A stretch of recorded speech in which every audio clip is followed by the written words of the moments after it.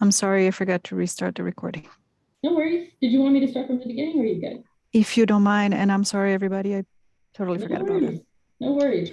I'm not going to introduce myself. that. So yeah, Tanya with DHI. So today we're talking about a 45-acre piece located on I-10 here. It is connected directly on I-10. It doesn't connect with Manger Springs, Bitter Springs, or any other access on the site. Right now, the site is currently zoned for automotive commercial purposes. It's a general general zoning, but it is a high traffic generating zoning. What we're proposing is to take the 45 acres into 3 uses. The first use being 23 acres of commercial. That commercial can range anything from small shops, grocery stores, drive-throughs, what have you. Obviously, that's not been drilled down yet, but what we do know is we want the majority of the site to be commercial to add value to the residents in the city here and make sure that that land is frontage. 6 acres of that is proposed to be office space. Again, not sure who the final user would be. Councilman Macaluso mentioned that there's a big medical presence here. So that could be another facility that can be used. That portion is more tucked away back here so that the commercial uses can be capitalized to the general traffic. And then 16 of those acres are residential. Originally, when we presented this development to your councilmen, we had proposed 3-story multifamily. Mr. Macaluso was very helpful in helping us understand that that's probably not the right multifamily use here for this market. Specifically, Bernie prides itself in being lower density with more bungalow style developments as a preference to multifamily future developments. So what we did here is we cut that portion out, removed 3-story apartments altogether, and now introduced bungalows, which for those of you who may be familiar, look something like this. So they're 1 to 2 story, as you can see here. They're heavy on pedestrian traffic. They're usually 1 to 3 bedrooms, and they live like a duplex. They have a backyard in the back. They have their own entry, and obviously they also have amenities normal to a community.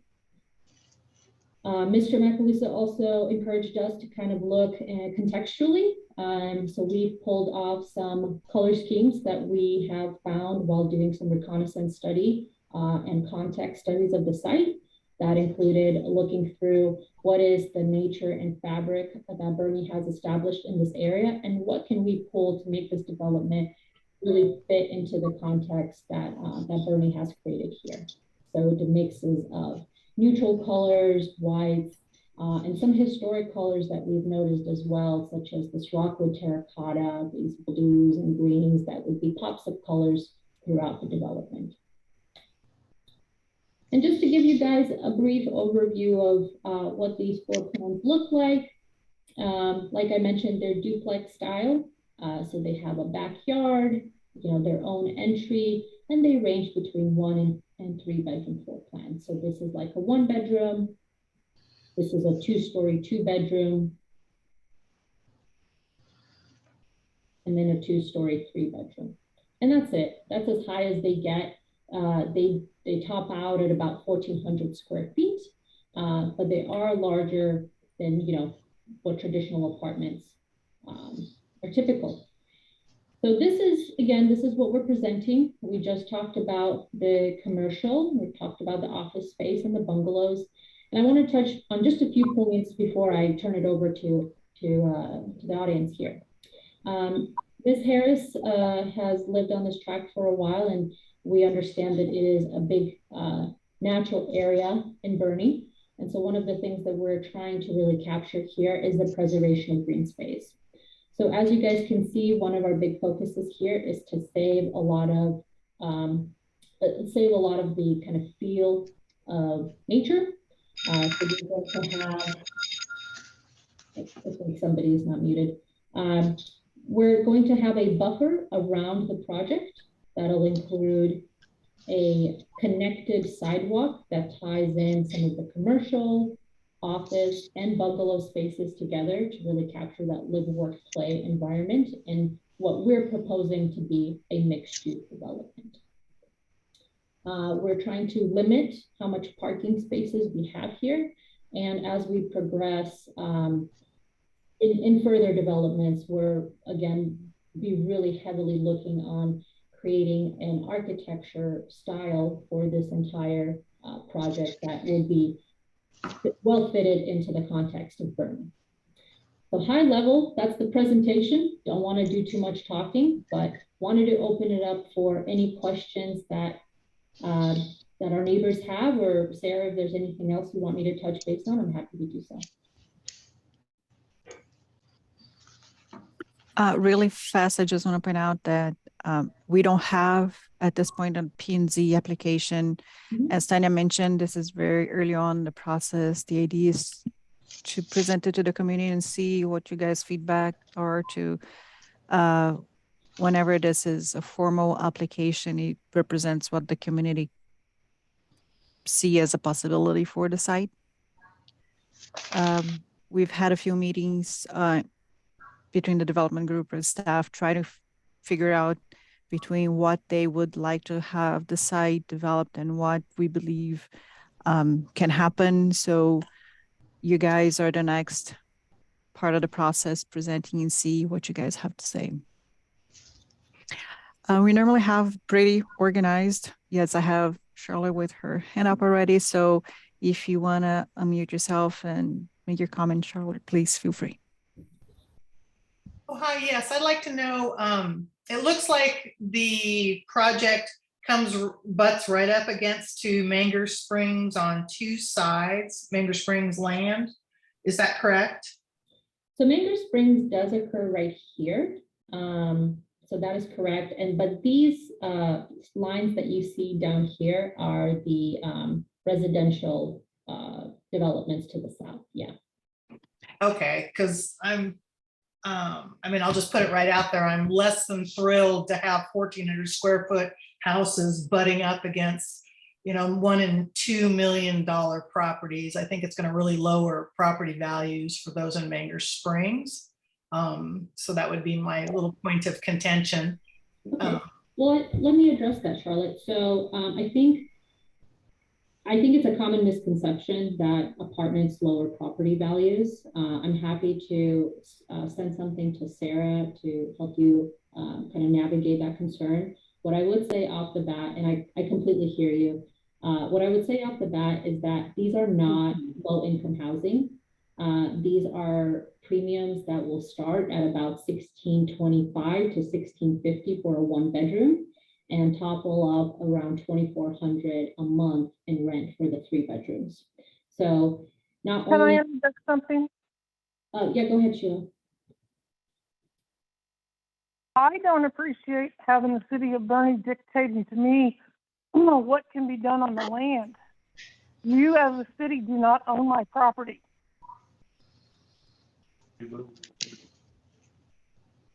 So technically you're dictating to me of what it can be done on my property.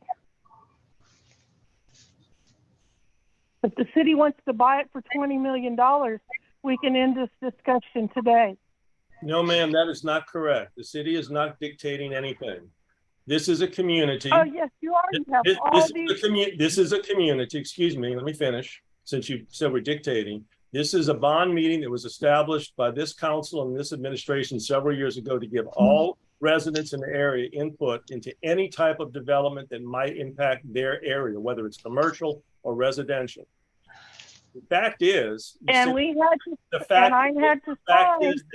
fact is that the city provides services if it's annexed. If it's not annexed, there will be no services provided. It's that simple. So the reality is the city has a vested interest in what is put anywhere. So when no one's trying to dictate it, that's why we're trying to have a conversation to get the community input. So I think the comment is a little premature. Okay. Excuse me, I signed a piece of paper saying that I would be annexed in 10 years. So technically, my statement is correct because at a certain time, you as a city will tell me what my property can and cannot have on it. The I don't want document- my property annexed. I The don't want document any is of a it. just a second. The document that you sign is a non-annexation agreement. So what the document states that whenever the site is developed, and development mean intensity of use, and you would need service for that, you would have to be part of the city based on the location and the service that any kind of development would need of the site. And therefore, you are dictating to me what my property will have to have. If you can Maybe not right serve, today. it's a matter of service. So if you can, I don't want your service. so I'm just saying, if I keep my whatever acres that this developer does not buy, say 30 some acres of it, I keep for myself. I don't want it annexed. You can annex the 16.5 acres, call it good, have a nice day. I'll pay my property taxes for the 30 some acres left, and I don't want to be annexed. I didn't ask for Buc-ee's to come in. I don't want to sell my property. I'm being forced to because I can't afford the property taxes. I have a daughter with special needs. This property was her grandparents on her father's side, which he passed away in 2018. So yeah, I'm heated. I'm sorry. This is emotional for me. This is my daughter's legacy. Just to be clear, we are not trying to stop a development. I think you're misunderstanding. There's a difference between trying to influence development and stopping development. And that's well, what you're influencing it, which is causing them to change. Well, the influence is perfectly within the right I'm sorry, I'm of going to do. The city has a. I don't want to be in the city. Well, okay. Well, ma'am, I think we need to hear from the other citizens. I understand your point. I understand your point. It's been made. I understand it. Do you mind? Then let's drop that. I'm sorry. I'm very heated about this. I we lost my understand. husband. This is my husband's legacy. Actually, ma'am, I understand your actual situation, and we're trying to work with someone to make this work for everybody, including yourself. And I just want to interject and say, this is clearly a big deal, right, to the city. And I want to just come out there and say that we want to be good partners for everybody. I hope that us coming online today shows our seller, shows the councilman, shows Sarah and her team and the neighbors alike that, we're asking to sit in front of you today and really appreciate everyone's time. After work, there's nothing more we want to do than go home. And I sit on council boards as well. And I really appreciate everyone's time. And like I said, we really want to be good developers. So Charlotte, I do want to hear more from you. I do understand the misconception, and I understand that when you have such a big change of value, when you have multi-million-dollar homes behind you, it's a concern to people that, hey, like this is something that I spend a lot of money on. This is something that I live in. And what I guess I want to encourage is that Dr. Macaluso raised his hand immediately and said, hey guys, we can't have apartments here. We can't have 3-story homes. You guys need to create a single family bungalows type of development that is welcome in this area. And I hope, to the best of my abilities as a developer in the context of what I do, is that I bring you something that's of value. So if there's feedback that you can give me on the rents, if there's feedback that you can give me on the design, I'm all ears. Right? Well, to be clear, Tanya, to be clear and transparent, what I specifically asked for was non-rental. I asked for single family owned properties of bungalow style. Now, these could be that, even if they're duplexes, they could be essentially condos, which were owned. So I want to just be clear what I did ask for. I understand that you've come back with a different plan, but I want the folks on the call totally to hear what our conversation was. And we have had a good conversation, but that is what I did ask for. And I apologize, I guess I didn't understand that, but we are not single family developers. We are mixed use developers with multifamily development. So if you're looking for single family, that's not what this is. This, and the reason why we don't do this for mixed use developments is because we have developments that are controlled by a property management company. That property management company, unlike a condo or single family residences, can help to establish rent, can help control quality, can help create and maintain amenities around the space. So we are not single family builders. Yes, Charlotte. Hi, yes, have we done a traffic study? That will be part of the next step. So just a reminder, we're very early on, just want to get your guys' input on this, but that will definitely be something that is done at a very early stage before we submit and present to the full zoning. All right, thank you. Has a traffic study been done for Buc-ee's? Because that's going to affect it more than it has. any development that's coming in. And hence, that's why the new construction was done on the highway and the access road to make it one way. So Dallas Tech Dot project is a little bit of a different scope than Buc-ee's, but Buc-ee's has done a traffic and study impact of the area. I just want to point out that we do have a question on the chat. It's from Kirsten Cahoon. She's asking what type of commercial development are you envisioning and how many bungalows are you proposing? Great question. So we typically, I think for this project, we did around 200, maybe 240 bungalows. It's still up in flux, right? Because we're trying to work with the site. And then to answer the question on the commercial, we typically, in my experience, having done mixed uses in a few states, it ranges, right? It ranges from groceries. It ranges from drive-throughs, Starbucks, you know, what have you. And then the smaller shops can be something like I did one where it was like a bicycle store, a golf store. So those things are pretty up in flux. And one of the things that, you know, instruments that we can do if there's a particular use is to just deed restrict or, you know, encourage certain certain commercial uses that the city and the neighbors want to see.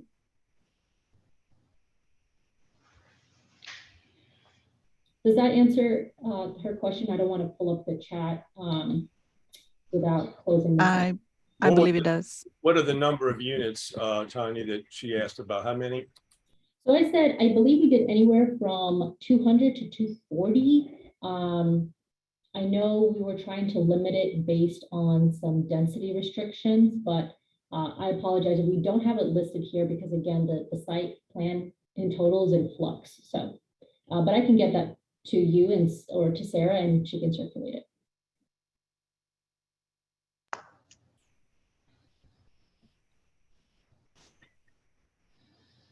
Thank you. Anybody has any questions?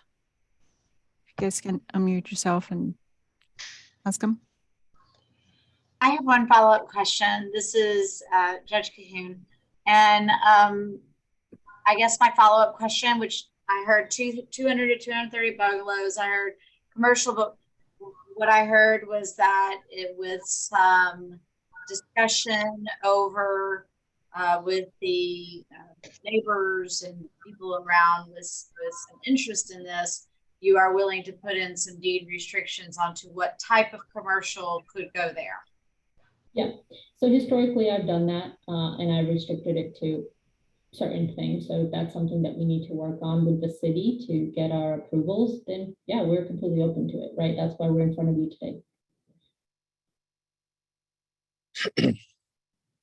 Thank you. Yeah, this is John in Minger Springs. And so I went through a development similar to this in downtown Boerne over the last 4 years where the developer came in and said, oh, we're going to do 2-story apartments, high end, 200 feet, green belts. And we ended up with a 70-foot, not a green belt, and 3-story apartments. So I guess my first question is, what assurances would we have from the city that that's not going to happen and things change again?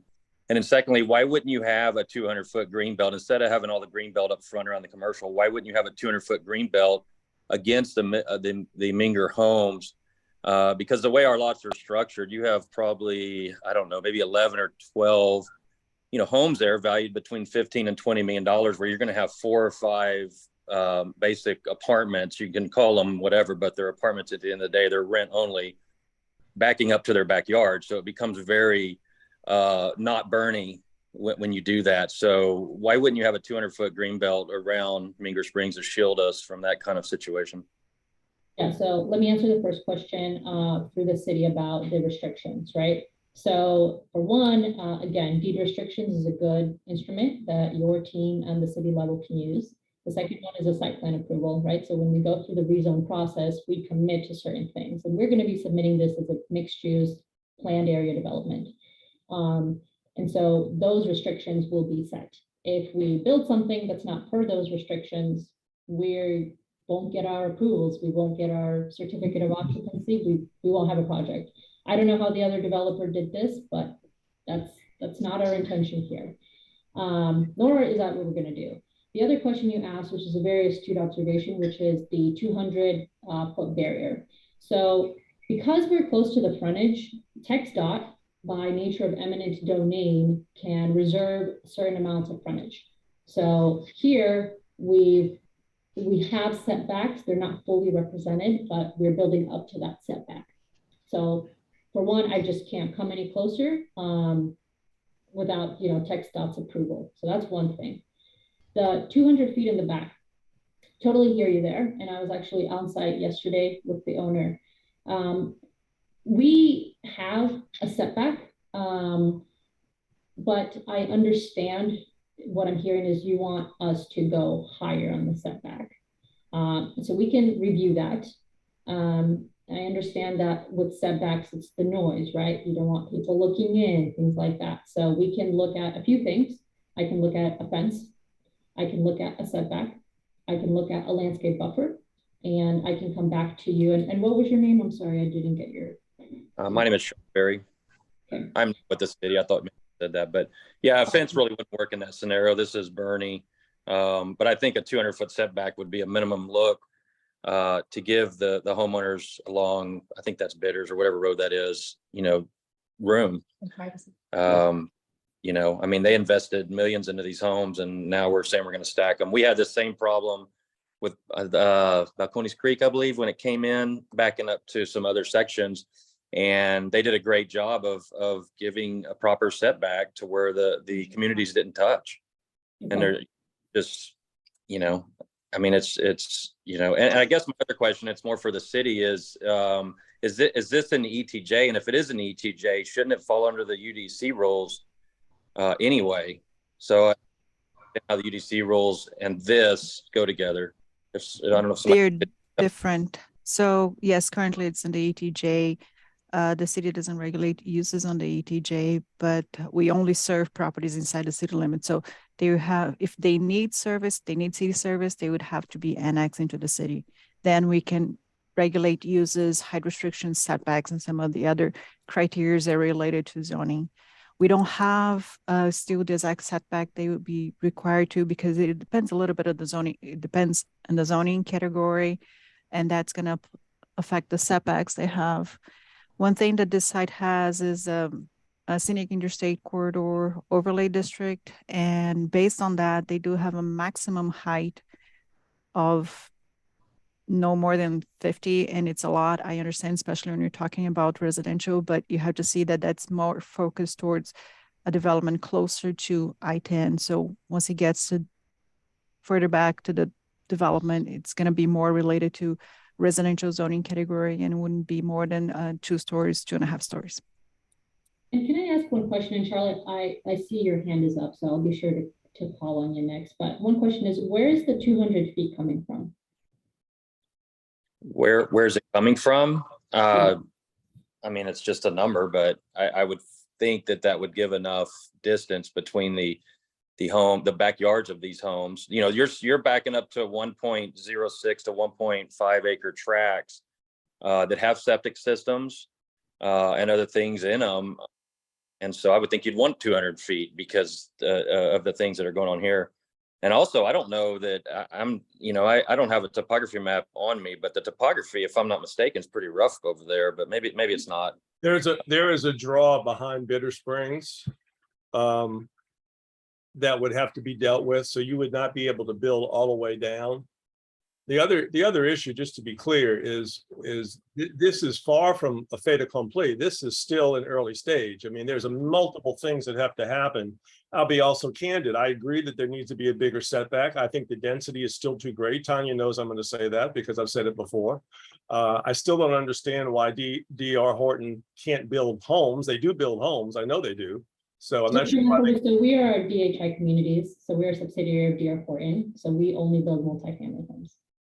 Well, in any event, that's just something we'll have to keep working on. So there's a lot of process that has to go through. This hasn't been platted. This hasn't gone to planning and zoning. There's just a lot of different things. My other concern, and I'll say it again, I think it was raised earlier, is there's one entrance and exit, which I understand why, but that's a lot of people that have to go in and out of that one exit onto the service road, as was pointed out, with people coming down the service road, with traffic, with Buc-ee's going in, with other developments. So we just have to be aware of all these things. These are factual things that have to be addressed. And I appreciate that. So what I would say to that is it's a central collector road, right? So it's a collector road that's upsized. And we understand that that's going to have to funnel people. And so, like I mentioned earlier, we will conduct a TIA, as it is something that we fully understand. And then to just go off the previous question, so the 200 feet septic system, completely get it. Let us investigate the earlier items which we talked about, which is, you know, noise, right? You said no to the wall. Completely get that. Charlotte, I want to come back because I know you had your hand raised. Can I interject something on that too? Of course. Yeah. I can address the noise level because I do hear the people swimming and stuff from my house of the people swimming in Manger Springs. So it doesn't matter if you have a dense forest or not, noise travels. And I did mention in a comment that I didn't want Manger Springs to build around us, but it did get built. Hey, you know, there's nothing I can do about that now, but I'm just putting it out there. I didn't have a say, so why should you guys have a say?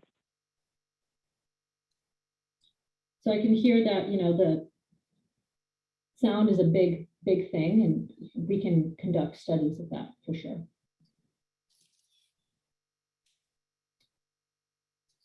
Ms. Harris, was there anything else, or can we go on to Charlotte? That's it. That's okay. All I have to say right now. Beautiful. Charlotte? Okay. It's Charlotte here. So I live in Manger Springs, so I'm very biased about the whole thing. I love the idea about the 200-foot setback, but what frightens me is homes of a lesser value being built that can be up to 50 feet with, like you mentioned, a fence. Oh gosh, that's so frightening to think. You got a wooden fence that deteriorates in, you know, a short amount of time. I think of the D.R. Horton homes over in Hampton, the Hamptons, and I don't want that next to my property. And we're already coming up against the property with this plan with not much of a buffer zone at all. And you mentioned fencing. I don't want to see fencing. I want to see a green belt. If we have to have this housing, which maybe we do, maybe we don't, I would like to see more space, more green, a green belt, trees in between the property. That's a lot of properties, densely populated, making a lot of noise in an area that's, you know, like we said earlier, the lots are bigger. We've invested more here. Actually, I would like to see it only be residential with no commercial, but that's a different conversation for another day. So just throwing out some and once concerns. again, you guys are trying to dictate. You know, it's not your property. Yeah, okay. My opinion, I'm sorry, that's how I feel. Yeah. Why do you get a say? Kind of just trying to do the business thing here right now. Well, then keep your personal feelings out of it too. Okay. Yeah, I've been told to keep mine out. You need to keep yours out. All right. You even said you're biased. Well, anyway, that's all I have to say on the matter. I just want to say something on this issue, because I've dealt with this now going on 5 years. Texas is a property rights state. There's no question about that. But that goes both ways. Property rights are not a one-way street for anybody. I understand your point about Manger Springs very well. I've been coming here since the 80s. I know what Bernie was like 35 years ago. I've been living here for almost 20 years. I said, but property rights go both ways. And this is true of every segment of the city that I've had to deal with. Somebody wants something, the other person who now has property doesn't want it, et cetera, et cetera. So it's not a question of being anyone against anyone. It's a question of how do we make it work so that everyone's rights are at least appreciated. And I fully understand the property rights of the owner. I also understand the property rights of all the other owners who've invested a lot of money in Bernie. So I'm just trying to make it clear we are not biased to anyone, but we just have to balance everything as best we can. That's the only goal that I have here, is to hear everyone's opinion. And I would ask anyone who's not spoken up, please speak up, because this is recorded and it can be reviewed by the city planning staff and others, the Planning and Zoning Commission, as this goes forward, because this is a long process. It doesn't happen in a week. So please speak up. This is your chance, not mine.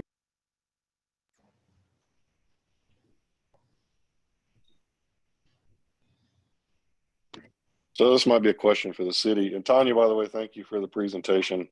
Thank you for letting us see this and what stage it is. But for the city, you know, if this is zoned multifamily, and this is Lance Pettigrew, by the way, I live in Minger. If this is zoned multifamily, what keeps this from going from bungalow style back to apartments? I mean, if it's zoned multifamily, there are different zoning. So for multi-family zoning category, based on our current table of uses, we have restrictions, and basically they will need to go through a special use permit process to have a multifamily development independent of the density. So that's to your point, all multifamily in Bernie is now a special use permit. Doesn't matter where it is. So there's no requirement. Okay. It cannot go back to whatever someone wants it to go back to without a special use permit, and that can only come from the council. Okay, yes, that helps. Thank you. Thank you. And special use permit regulates height, density, locations, like all that is discussed during the special use permit process. And so we get to another future stage, and if we're looking at this front commercial side and we're talking about drive-throughs and all that, that has to go through another special use permit as well, correct? Because drive-throughs fall into special use category as well. It depends on the base zoning category. So for all the residential, you're not even allowed. For a C4 zoning category, you don't need a special use permit for a drive-through, but all the other zoning categories, you do need a special use permit for a drive-through.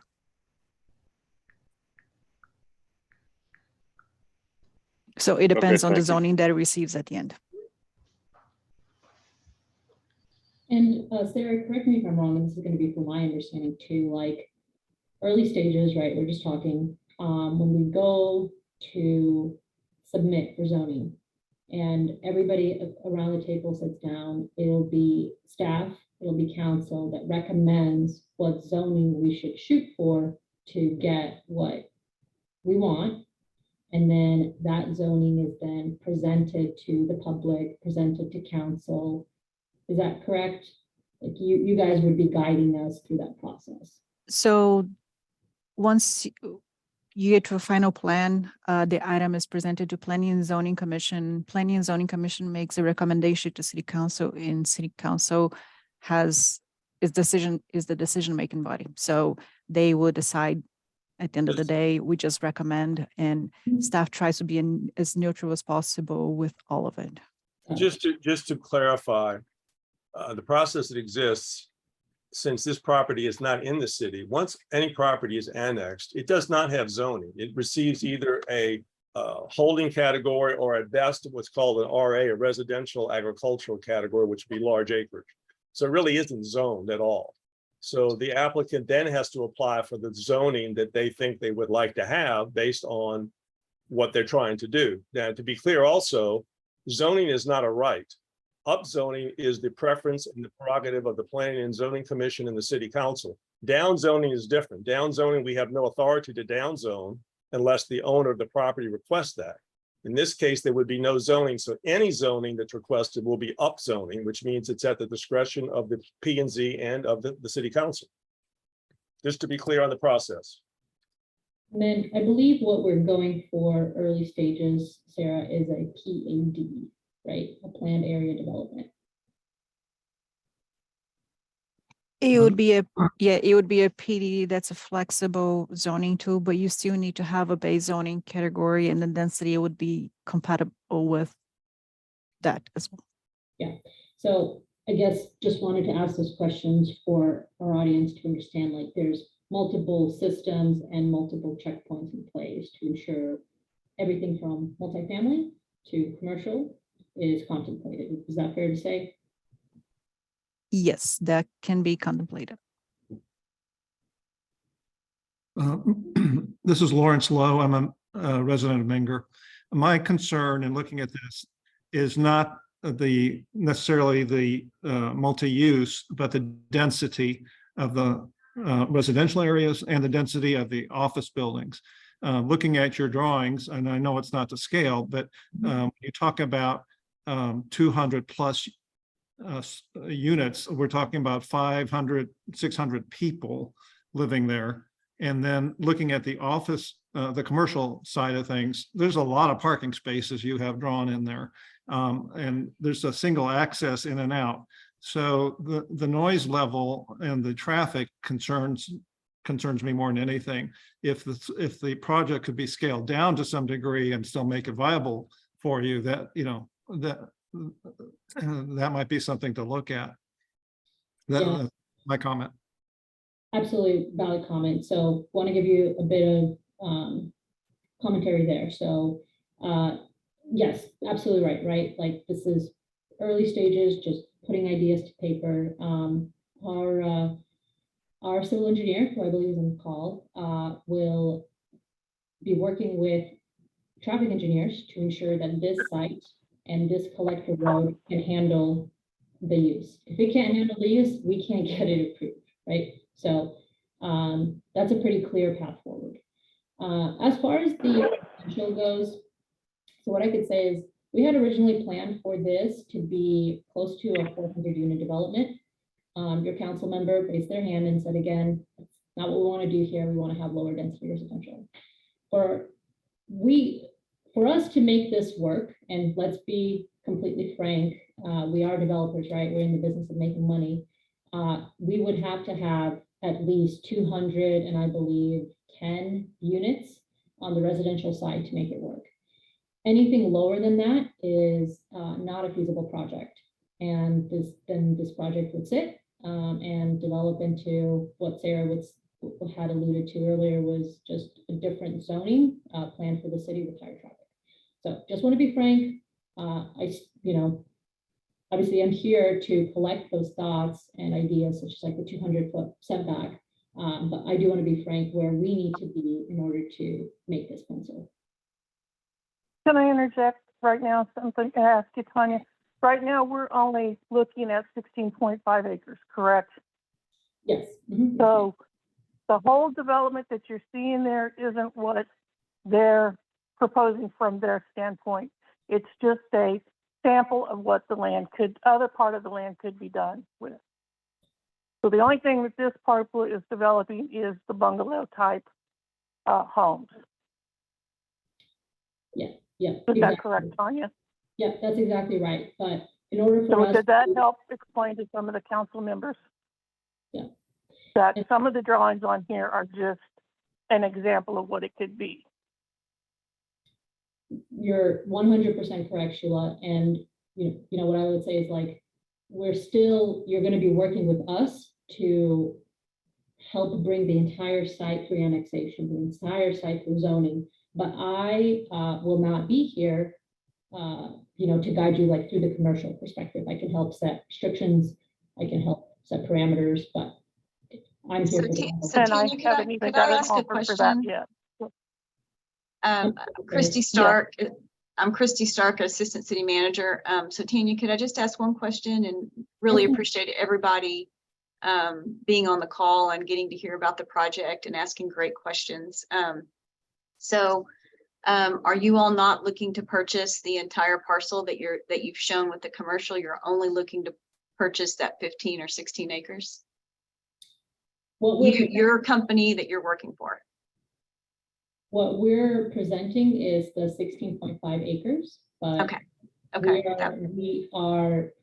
we are developing the road. We are developing the access points. So it's not as simple to say like, hey, we're just taking down like a small piece of this site and good luck to everything else. That's not what we're trying to do. We're annexing it, we're bringing it through the city ourselves to help set up the site for success. Great.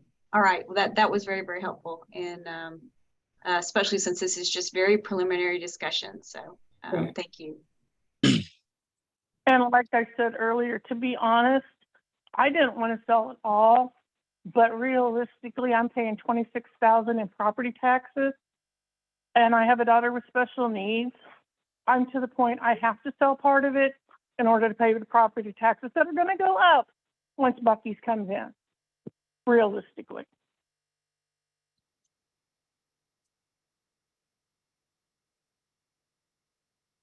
I have a question on the one road entrance. Is services, aren't you required 2 entrances with high density development like this?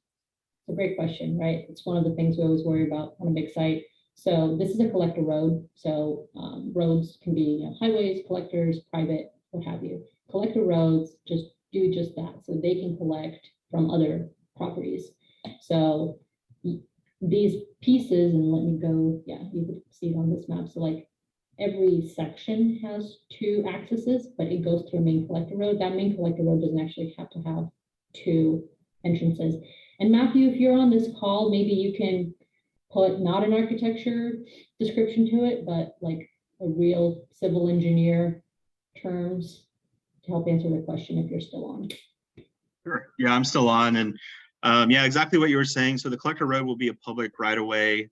So the 2 entrance requirement starts from the right of way for each parcel. So the 16 acres will have 2 entrances, and then everything else, as it gets developed and parceled out, will also need 2 entrances if it meets that density requirement. All right. Well, and I think we can also know that, again, this is a preliminary plan, and our fire marshal would have to okay, anything as far as entrance and exits for a development. If it was over 200 units, that's kind of your sweet spot. So there would be many more eyes on this before it would be final. I also wanted to add, I confess, I did not fully understand, Tanya, that you were not going to develop the entire property.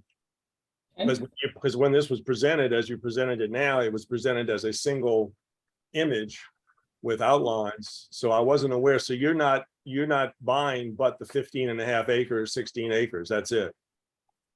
Correct. We're buying the road, right, in order to build that up. Buying the right of way for the road, but the area that's marked as residential, that's all you're actually transacting with property owner. The rest of the property remains with the property owner. Based on what we know today, yes. Okay, gotcha. Mm-hmm.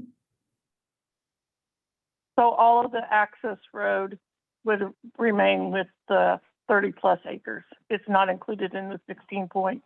Am I right, Tanya?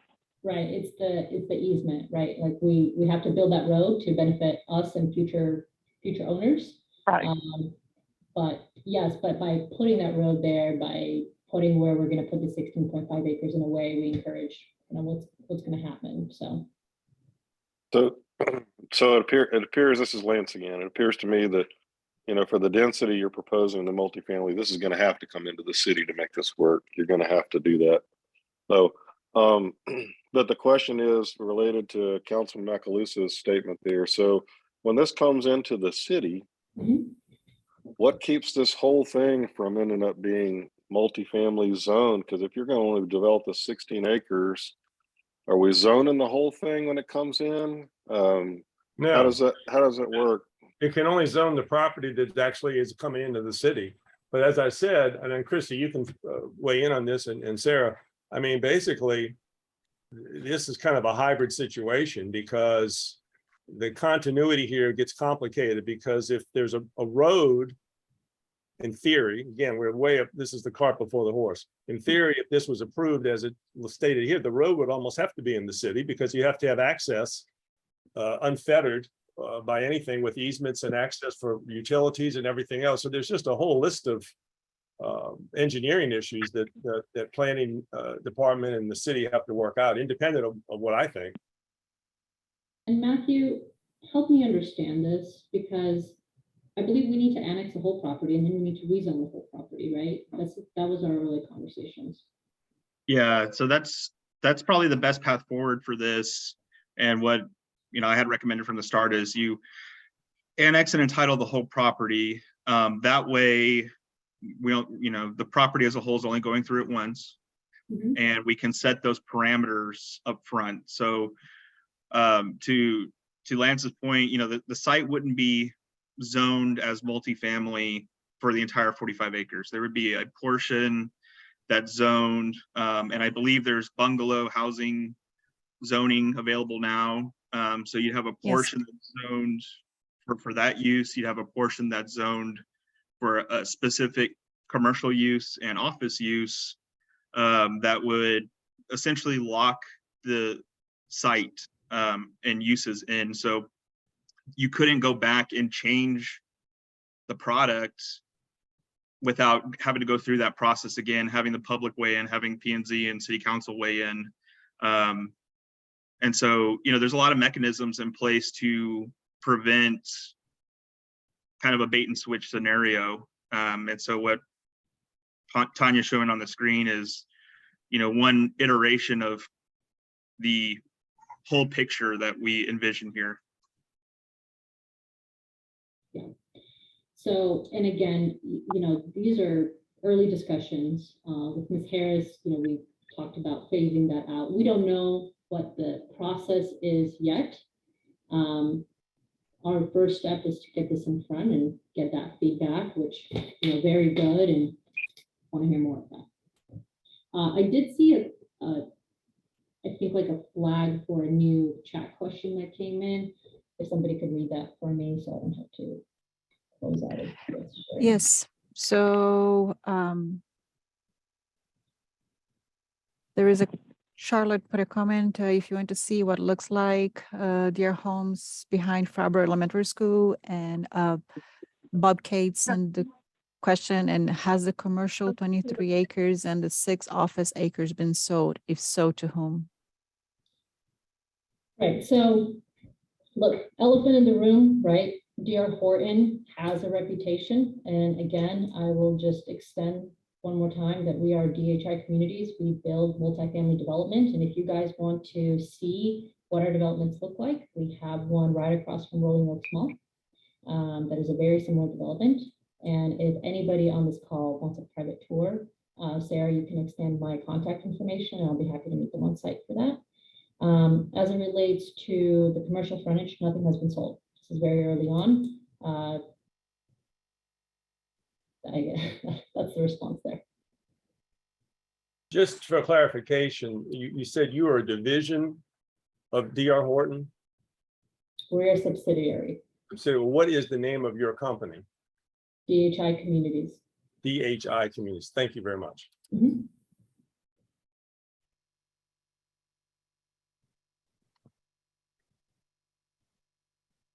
Anybody has any other questions for Tanya?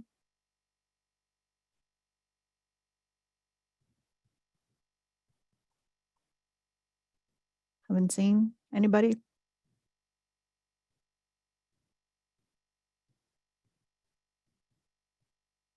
Lawrence, you unmuted yourself. Do you have a question? No, I was just going to say, we're still very early, but I'll say high level. I do like the plan now versus apartments, high density apartments. So I think that's a definite move in the right direction. I just want to be sure that if this does move forward as a project, that we've got, that the whole thing comes in zoned so that we don't have to worry down the road whether it's going to be zoned multifamily residential in the front or some other kind of zoning. So I think hopefully it's going to end up being a total project that comes in. So that being said, I mean, it's, I appreciate the progress that's made. I appreciate Councilman Macalusa pressing on the apartment issue and making it a bungalow style. So definitely in the right direction. So thanks everybody, and I appreciate the chance to look at it and offer comments. Thank you for your time, sir. And I think we can't emphasize enough that you're all going to be seeing this project again once they decide to move forward. This is the very beginning of the process. The idea is to have this initial input so they can present something that the community can understand what's going on and kind of see if they fit or not if it's fit or not to the space. Sarah, before we depart, can you give us next step summary so everybody else on the call can hear it too? So for right now, this is just a bond meeting. We don't have an application for it. I believe Tanya is going to sit back and maybe look at it and see how she wants to proceed. Once they feel they're ready, they can come again in front of you guys and present for another bond meeting. Ideally, it would be another bond meeting. Then it would be going to the Planning and Zoning Commission and then City Council.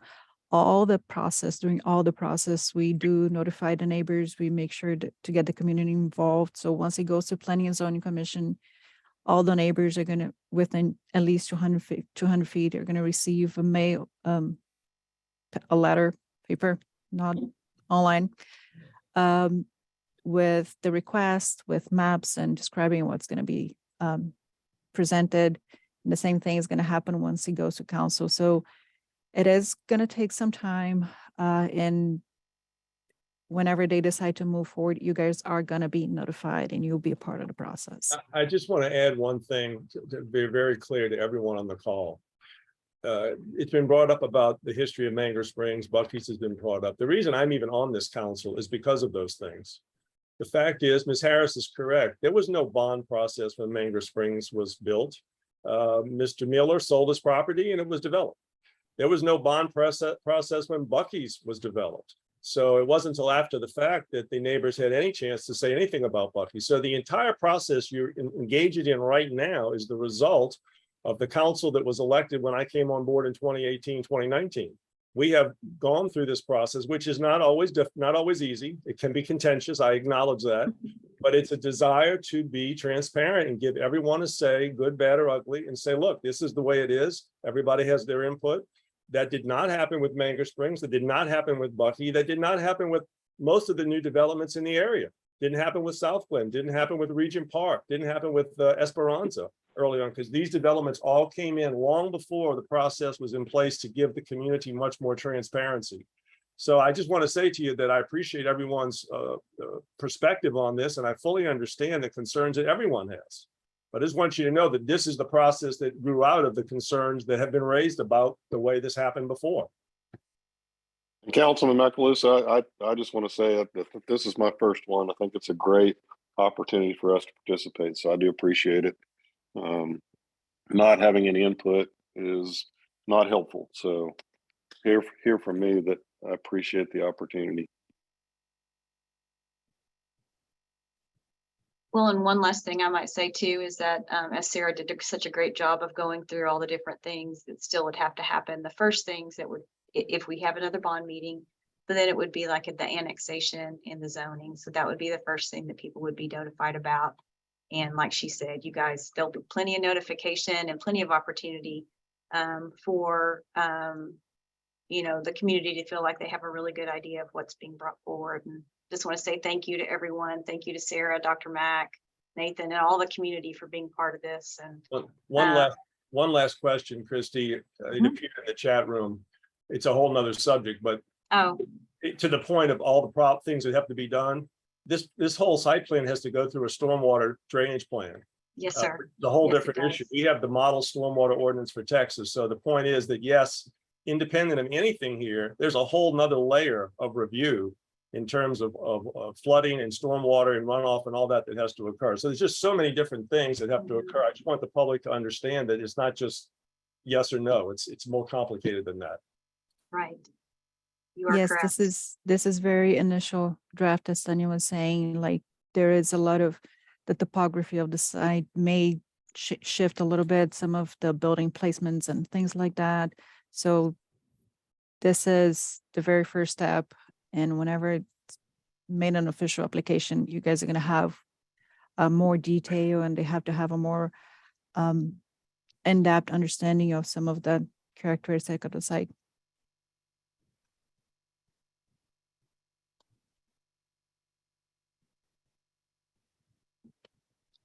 Is anybody has any more comments? Want to say something? Yes, Tanya, will this, Yeah, go ahead, and then I have something to say. will this deck be available online for people that were not on this to be able to see it? So the video, let me just get that. The video, the meeting is recorded and is going to be posted on the city's YouTube channel. If you have any questions or have a hard time finding, you can shoot an email to planning, to anybody on the planning department. We also have a general planning at bernie-tx.gov. I'll send you the link and you can watch it again. This is also, I'm always going to produce a report out of this meeting, and it's also part of the P&Z agenda that whenever they apply for it. So you can rewatch it and send the link to whoever was unable to attend the meeting.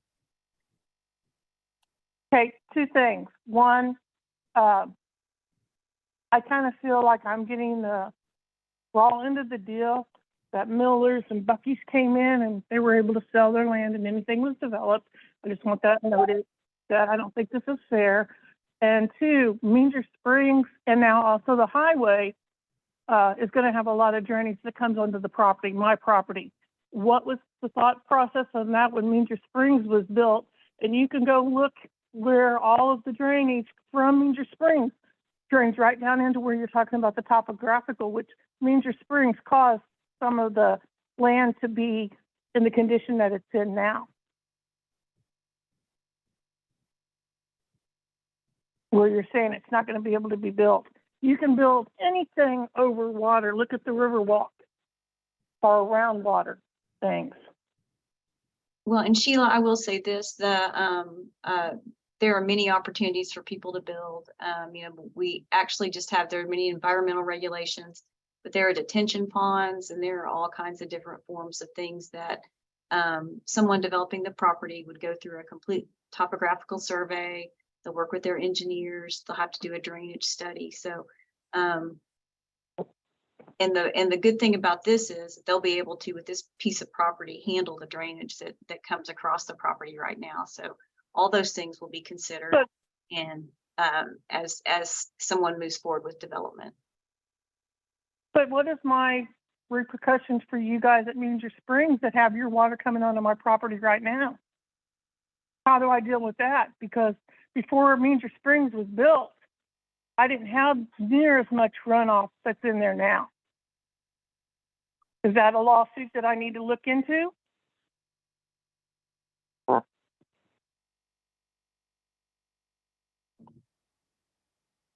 Some of the requirements that we have on drainage right now, detention and all that, it's pretty recent. In the last less than 5 years, they've been put in place.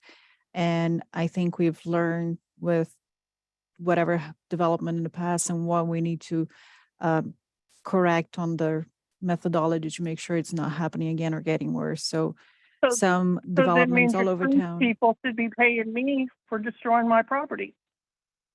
I'm saying that all the other places around town also have situations that when they were built and the engineering time was made in such a way that everybody agreed there was going to be enough, and suddenly with deterioration and new studies, they haven't shown to be super efficient, the same way that others are still holding on 20 years later. So it's development. And Sheila, we would also be glad for you to come in and sit and talk with our Director of Engineering.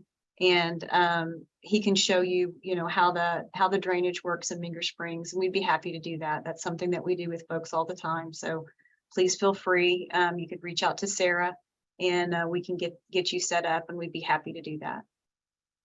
Yeah, because I really think I will be looking into a lawyer talking about this, because I've seen the deterioration of my land. I have pictures before Minger Springs and I have pictures after Minger Springs. All right, well, we'd be happy to sit down with you. So you just let us know if you'd like us to do that. Sarah, I think we probably could wrap it up if you're ready. Yes, I am. Well, if you guys have any questions, you can send us an email. As I mentioned, the meeting is going to be posted on the city's website. Thank you all for attending. And you have a good rest of your day. Thank you, guys. Thanks, everyone.